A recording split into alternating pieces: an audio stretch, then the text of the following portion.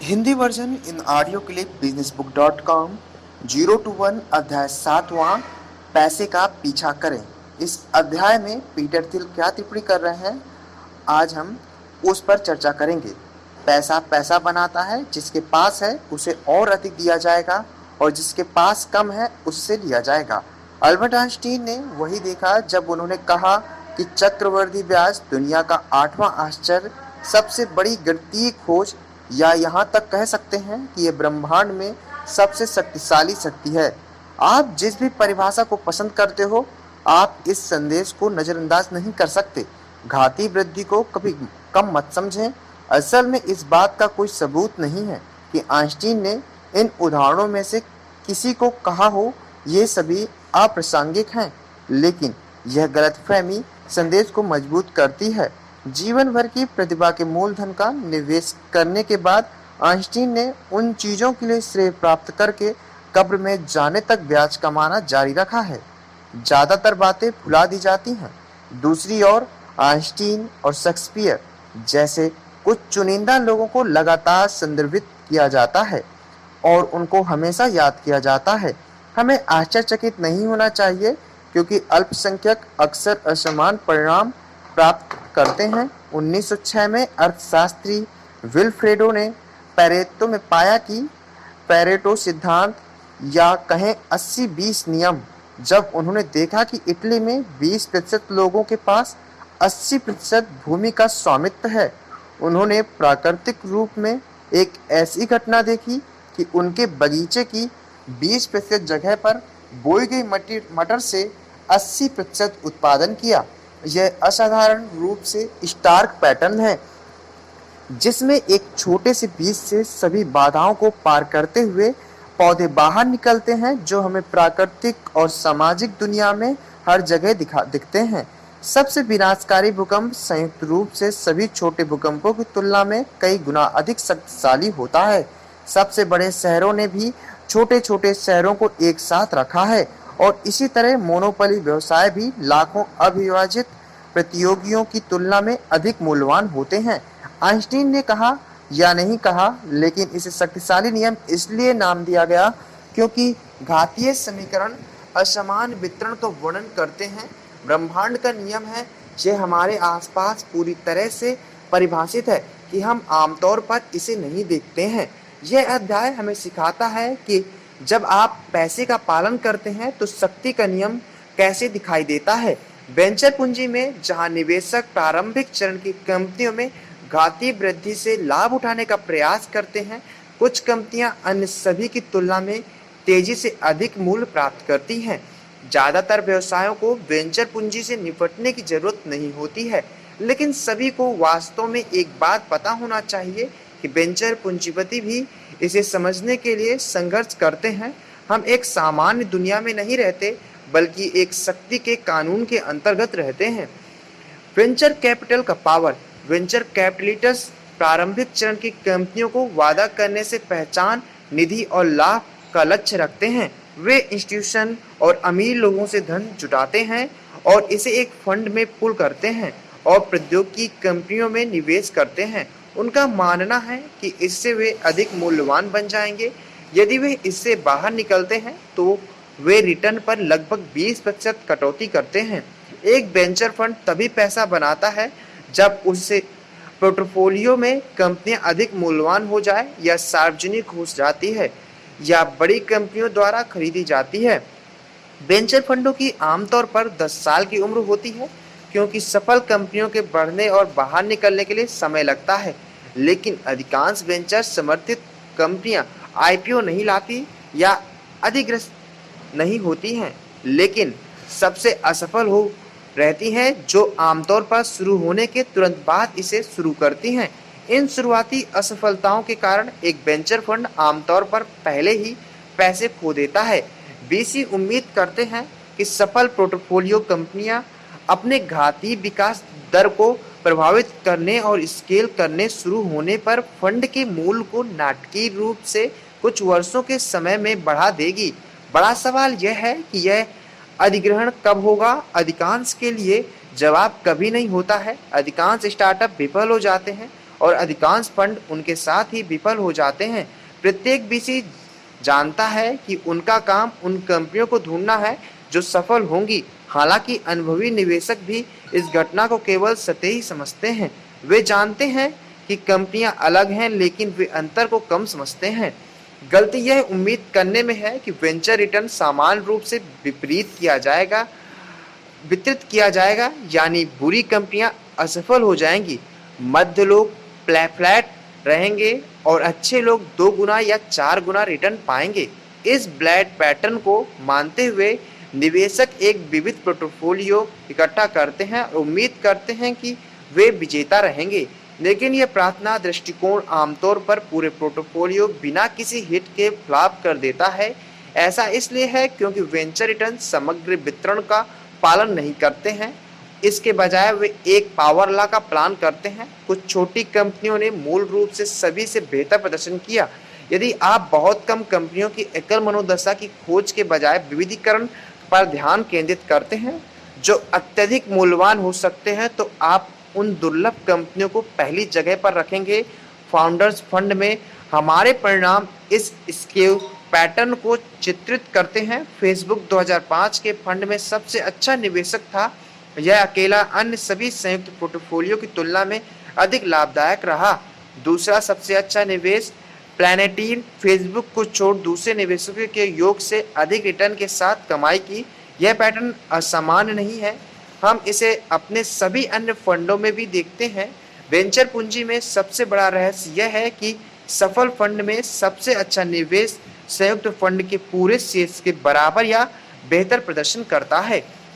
यह बीसी के लिए 2 बहुत अजीब नियमों का तात्पर्य है। सबसे पहले, केवल उन कंपनियों में निवेश करें जिनके पास पूरे फंड के मूल्य को वापस करने की क्षमता है।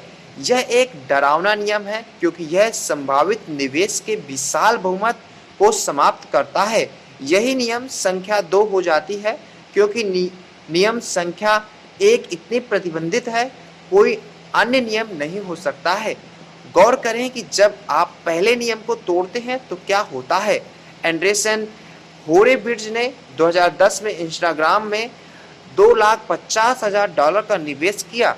जब फेसबुक ने 2 साल बाद $1 बिलियन से इंस्टाग्राम को खरीदा तो एंड्रेसन ने $78 मिलियन की कमाई की। एक साल में 292 गुना ज्यादा रिटर्न। यह एक असाधारण वापसी है जो बैली के सर्वश्रेष्ठ फार्म की प्रतिष्ठा को उपयुक्त बनाती है। लेकिन एक अजीब तरीके से यह लगभग पर्याप्त नहीं है क्योंकि एंड्रेसन होरोविट्ज के पास $1.5 बिलियन का फंड है। अगर उन्होंने केवल $2,50,000 के चेक लिखे हैं तो उन्हें भी कमाने के लिए 19 इंस्टाग्राम ढूंढना होगा। यही कारण है कि निवेशक आमतौर पर वित्त पोषण की किसी भी कंपनी में बहुत अधिक धन डालते हैं। बीसी को उन कंपनियों से केवल मुट्ठी भर मिलना चाहिए जो सफलतापूर्वक 0 से 1 तक चले जाएंगे और फिर उन्हें हर संसाधन के साथ वापस ले लेंगे।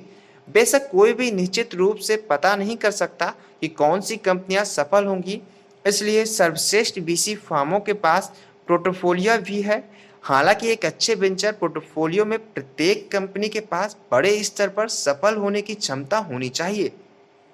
संस्थापक फंड में हम एक फंड में 5 से 7 कंपनियों पर ध्यान केंद्रित करते हैं जिनमें से प्रत्येक को लगता है कि यह अपने अद्वितीय मौलिक सिद्धांतों के आधार पर मल्टी बिलियन डॉलर का व्यवसाय बन सकता है। जब भी आप एक व्यापार के पदार्थ से वित्तीय सवाल पर जाते हैं कि यह एक विविध हेजिंग रणनीति में फिट बैठता है या नहीं, वेंचर निवेश लॉटरी टिकट खरीदने की तरह दिखता है। और एक बार जब आप सोचते हैं कि आप लॉटरी खेल रहे हैं तो आप पहले ही मनोवैज्ञानिक रूप से हारने के लिए तैयार हैं। क्यों लोग शक्ति के कानून को अनदेखा करते हैं? सभी लोगों का पेशेवर बीसी क्यों शक्ति के कानून को देखने में विफल रहेगा? एक बात के लिए यह समय के साथ ही स्पष्ट हो जाता है और यहाँ तक कि प्रौद्योगिकी निवेशक भी वर्तमान में रहते हैं। 10 कंपनियों में एकाधिकार बनने की क्षमता के साथ एक फर्म पहले से ही असमान रूप से अनुशासित पोर्टफोलियो में निवेश की कल्पना करें। घातीय वृद्धि से पहले ये कंपनियां बहुत समान दिखाई देती हैं। अगले कुछ वर्षों में कुछ कंपनियां असफल हो जाएंगी जबकि अन्य सफल होने लगेंगी। मूल्यांकन अलग हो जाएंगे, लेकिन घातीय वृद्धि और रैखिक विकास के बीच का अंतर अस्पष्ट होगा। हालांकि 10 वर्षों के बाद पोर्टफोलियो विजेताओं और हारने वालों के बीच विभाजित नहीं किया जाएगा। इसे एक प्रमुख निवेशक और बाकी सबके बीच विभाजित किया जाएगा। लेकिन कोई फर्क नहीं पड़ता कि सत्ता कानून के अंतिम परिणाम कितने स्पष्ट हैं। यह दैनिक अनुभव को प्रतिबिंबित नहीं करता है, क्योंकि निवेशक अपना अधिकांश समय नए निवेश करने में व कंपनियों के शुरुआती चरणों में भाग लेते हैं। इसलिए जिन कंपनियों के साथ वे काम करते हैं वे औसत होती हैं। निवेशकों और उद्यमियों को हर दिन समझने वाले अधिकांश मतभेद सफलता के सापेक्ष स्तरों के बीच होते हैं, न कि घातीय प्रभुत्व और विफलता के बीच। और चूंकि कोई भी निवेश पर छोड़ना नहीं चाहता है, इसलिए बीसी आमतौर पर सबसे अधिक समस्याग्रस्त कंपनियों पर अधिक समय बिताते हैं, क्योंकि सटीक रूप से सफल होने की इन्हीं की संभावना होती है। यदि तेजी से बढ़ते स्टार्टअप में विशेषज्ञता रखने वाले निवेशक भी शक्ति के नियम को याद करते हैं, तो यह आश्चर्य की बात नहीं है कि ज़्यादातर लोग इसे याद करते हैं। पावर लॉ डिस्ट्रीब्यूशन इतना बड़ा है कि वे सादे दृष्टि में छिपाते हैं। उदाहरण के लिए, जब सिलिकॉन वैली के बाहर ज़्यादातर लोग वेंचर पूंजी के बारे में सोचते हैं, वे केवल एबीसी के शार्क टैंक की तरह छोटे दिखते हैं। आखिरकार यूएस में प्रत्येक वर्ष 1% से कम नए व्यवसाय शुरू हुए, वेंचर वित्त पोषण प्राप्त हुआ और बीसी को कुल निवास खाता जीडीपी का 0.2% प्राप्त हुआ। लेकिन उन निवेशों के परिणाम असमान रूप से पूरी अर्थव्यवस्था को प्रेरित करते हैं। वेंचर समर्थित सभी निजी क्षेत्र की कंपनियां 11% नौकरियों को जन्म देती हैं। वे जीडीपी के आश्चर्यजनक 21% के बराबर वार्षिक राजस्व उत्पन्न करते हैं। दरअसल दर्जनों सबसे बड़ी तकनीकी कंपनियां वेंचर समर्थित हैं। साथ में इन्हीं सभी तकनीकी कंपनियों की तुलना में उन 12 कंपनियों का मूल्य $2 ट्रिलियन से ज़्यादा था। शक्ति के नियमों का कैसे उपयोग करें? निवेश कानून निवेशकों के लिए ही नहीं बल्कि सभी के लिए महत्वपूर्ण है, क्योंकि हर कोई एक निवेशक है। एक उद्यमी स्टार्टअप पर अपना समय बिताकर एक बड़ा निवेश करता है। इसलिए प्रत्येक उद्यमी को इस बारे में सोचना चाहिए कि क्या उसकी कंपनी सफल होने जा रही है और ज़्यादा मूल्यवान हो रही है। प्रत्येक व्यक्ति अनिवार्य रूप से एक निवेशक भी है। जब आप एक करियर चुनते हैं तो आप अपने विश्वास पर कार्य करते हैं कि आप जिस प्रकार के काम करते हैं वह अब से दशकों तक मूल्यवान बने रहेंगे। भविष्य के मूल्य के सवाल का सबसे आम जवाब एक विविध पोर्टफोलियो है। अपने सभी अंडों को एक टोकरी में ना रखें। सभी को बताया गया है, जैसा कि हमने कहा, यहाँ तक कि सबसे अच्छे वेंचर निवेशकों के पास पोर्टफोलियो भी है। लेकिन जो निवेशक शक्ति के कानून को समझते हैं वे उतना ही कम निवेश करते हैं। इसके विपरीत लोक ज्ञान और वित्तीय शिक्षा दोनों द्वारा स्वीकार किए गए पोर्टफोलियो की तरह विविधता के स्रोत के रूप में सट्टेबाजी को शक्ति मानते हैं। लेकिन जीवन एक पोर्टफोलियो नहीं है। स्टार्टअप संस्थापक के लिए व और किसी भी व्यक्ति के लिए भी नहीं। एक उद्यमी खुद को विविधता नहीं दे सकता। आप एक ही समय में दर्जनों कंपनियों को नहीं चला सकते हैं और फिर उम्मीद करते हैं कि वे अच्छी तरह से काम करेंगी। कम स्पष्ट, लेकिन यह उतना ही महत्वपूर्ण कि एक व्यक्ति अपने जीवन को इतनी विविधता नहीं दे सकता कि वह दर्जनों कंपनियों को एक साथ समान रूप से चला सके। हमारे स्कूल इसके विपरीत सिखाते हैं, एक प्रकार के होमोजेनाइड जेनेरिक ज्ञान। अमेरिकी स्कूल प्रणाली से गुजरने वाले हर कोई पावर लॉ नियमों को सोचना नहीं सीखता है। हर हाई स्कूल के विषय की अवधि 45 मिनट ही होती है। प्रत्येक छात्र एक समान गति से आगे बढ़ता है। कॉलेज में मॉडल छात्रों ने विदेशी और मामूली कौशल को अपने जुनून से जोड़कर डिजाइन करते हैं। प्रत्येक विश्वविद्यालय उत्कृष्टता में विश्वास करता है और ज्ञान के अनुसार क्रमबद्ध कैटलॉग को डिजाइन किया गया है। इससे कोई फर्क नहीं पड़ता कि आप क्या करते हैं, जब तक आप इसे अच्छी तरह से पूरा करते हैं। तब यह पता चलता है कि यह तो पूरी तरह से गलत था। आपको कुछ ऐसा करने पर ध्यान देना चाहिए जो आप कर रहे हैं, लेकिन इससे पहले आपको इस बारे में सोचना चाहिए कि भविष्य में यह मूल्यवान होगा या नहीं। स्टार्टअप दुनिया के लिए इसका मतलब है कि आपको अपनी खुद की कंपनी शुरू नहीं करनी चाहिए, भले ही अपना असाधारण रूप से प्रतिभाशाली हो। यदि कुछ भी है तो बहुत से लोग आज अपनी कंपनियों को शुरू कर रहे हैं। जो लोग सत्ता कानून को समझते हैं वे एक नए उद्यम की स्थापना के समय दूसरों से अधिक संकोच करेंगे। वे जानते हैं कि तेजी से बढ़ते समय वे सबसे अच्छी कंपनी में शामिल होने से कितने सफल हो सकते हैं। पावर लॉ का मतलब है कि कंपनियों के बीच मतभेद कंपनियों के अंदर भूमिकाओं में मतभेदों को दूर करेंगे। यदि आप पूरी तरह से अपने वेंचर फंड को देते हैं तो आपके पास 100% इक्विटी करेंगे।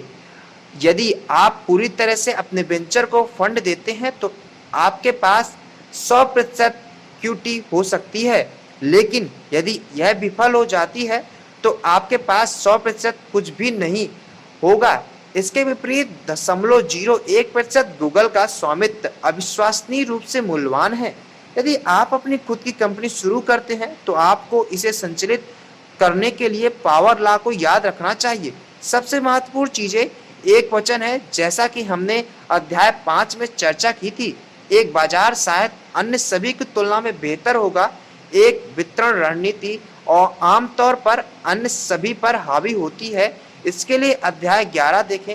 समय और निर्णय लेने की क्षमता को सत्ता कानून का पालन करना पड़ता है और कुछ दूसरों के मुकाबले बहुत अधिक होते हैं।